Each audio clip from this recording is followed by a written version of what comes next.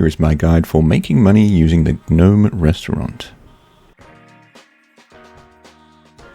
Today we test yet another random way of making money from fulfilling Gnome restaurant requests.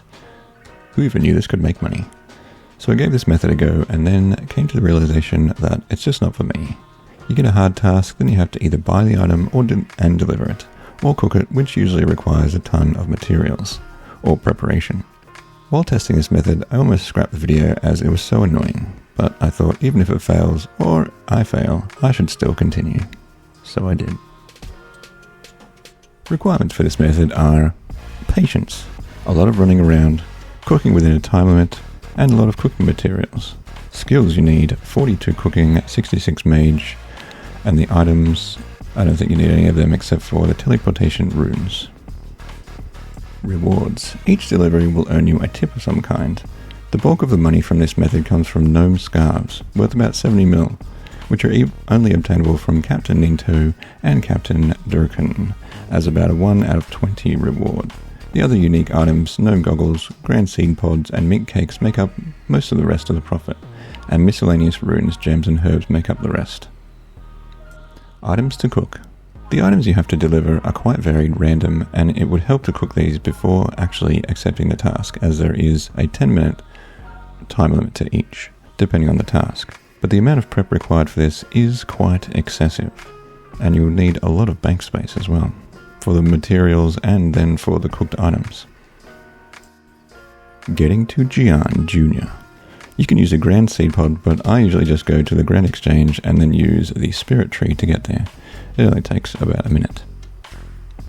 Also, if you haven't done any of the Gnome cooking tasks, they will actually tell you to go off and cook a few dishes to be able to unlock getting the hard and easy tasks.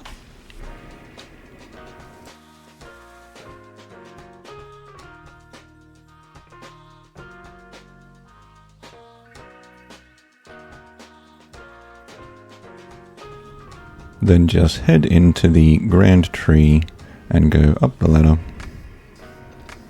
and then it's just over to the west where you'll find Gian Jr.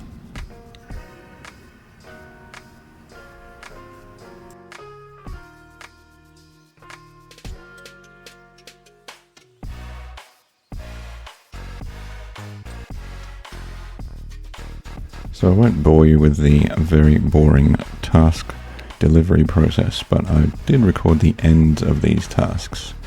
So you can see for the first one I got 7.5k, and the second one we got a Snapdragon, which the recipe cost 1k. Then the third one was a bit expensive, and I spent 49k on the item and only got 2k Snapdragon. So we're minus 38k. Then the next one I missed the reward. And for the final one I got totally ripped at the GE, spending 248k on the item, so lucky whoever was selling that.